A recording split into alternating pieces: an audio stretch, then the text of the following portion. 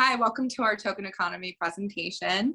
We're here today to provide training in order to address your concerns around participation and attendance in your life skills and employment courses at your clinic. My name is McKenna Molsing.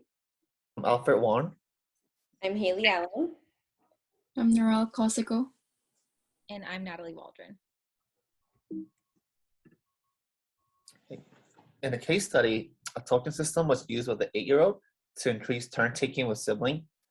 And we first started off with identifying and defining the targeted behavior, and which was defined as turn taking is initiating or allowing sibling to take a turn in an activity.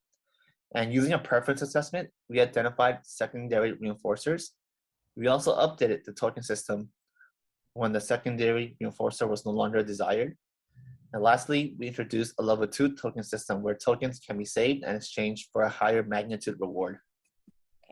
For our research background, we have Bonneke and Moore in the year 2003, and their study was on using a token economy system to reinforce classroom participation.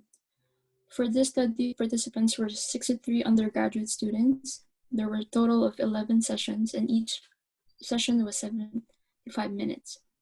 First 4 sessions were baseline, followed by 4 sessions of using token economy, and the last 3 sessions were returned to baseline conditions. Participation was measured in 3 ways: direct participation, latency to participation, and non-directed participation. Findings and results: token system was useful in increasing participation and maintained an effect when removed for decreasing latency to participation and non-directed participation, but not for direct participation.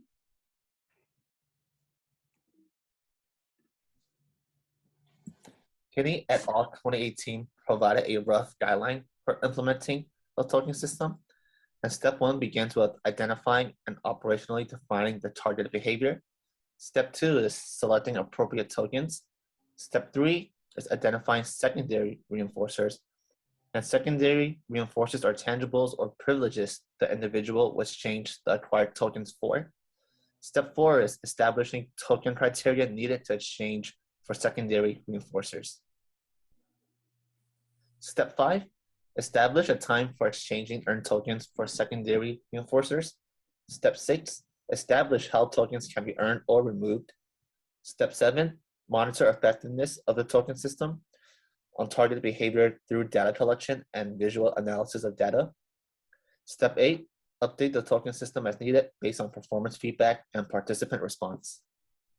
So once the steps are implemented, you will receive some sample materials. On the left, you'll see the token board that will be used by the teachers or the person in charge of the life skills class. And then on the right, there's some examples of some stamps and ink pads that you can use. And then we will have a sample of the students' token board. So the point of them having their own token board is so that they can self-monitor. So they'll put their name, they'll put their own date, and then the teacher, once the end of the class is there, by the end of the class, they can, the teacher can post which tokens they earned for that day. And then here's a model of the teacher's token board for the teacher's records. On the left, we have the students' names. On the top, we have the day of the week. So for example, on Monday, student 1, 2, and 3, and 4 all attended. Student 1, 2, 3 got 1 participation token, and then student 2 got their max participation token, and student 4 only earned a attendance token. So note at the bottom, it says that 1 token maximum can be earned for attending, and up to 2 tokens maximum can be earned for participating, for a total of 3 tokens earned per day.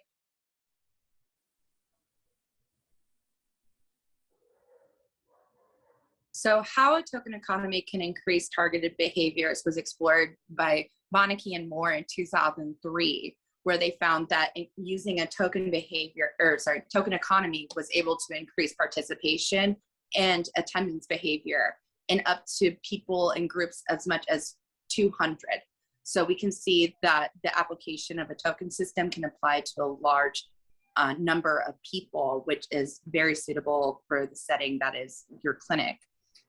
Another great advantage of using a token system is that the materials are easily accessible and easy to find. So most of the time it just consists of stamps, as Natalie had mentioned, along with just some paper. So the feasibility factor in there is tremendous in terms of other alternative approaches. And another great thing about using a token system is that we can use preference assessments so that it really leans into the child's interests, and therefore the motivating factor is much higher and they're more willing to engage in participation and attend. So to provide kind of a brief overview of what we've discussed in terms of the implementation, on the teacher side, it's going to be implemented in each classroom setting. And this is, again, to address the issue of trying to increase participation and attendance in both life skills and employment programs at the clinic. And then in terms of materials, as we had mentioned earlier, both the teacher will get a data tracker with tokens that tracks each student's progress, and the students themselves will also have their own token system that they use as a self-monitoring tool. And then backup reinforcers, in this instance, we've decided will be additional recreational time, and which can include engaging in preferred recreational activities. And then the greater benefit of this, of course, is that not only does it increase participation, but also increases motivation in participating in general. So now we'll talk about some tips in implementing this token economy. So first, we want to definitely be consistent in pairing the token and the recreational time. So we want to make sure that everyone is giving out the tokens appropriately. So 1 for attendance and up to 2 for participation. Each class, each time the clients come to the life skills or the employment classes. And then we want to make sure that they are actually earning the extra recreational time. Or if they don't earn it, we want to make sure they're not getting the extra recreational time. So prior to starting class, we want to make sure everyone's thanking the class for participating, and reintroduce the use for tokens. So remind them the tokens that they can earn. So everyone that's hearing it is going to earn 1, and remind that how they can earn participation tokens by raising hands, asking questions, contributing to the overall class, and participating. Next, it's important that everyone chooses tokens that cannot be forged. So a simple sticker or a thumbs up stamp might not be the best, because somebody can just get those and put them on their own token board. So a custom order stamp with a clinic logo, the day program logo might be a good idea. Next, we want to set achievable criteria first, and then we're going to slowly increase participation criteria.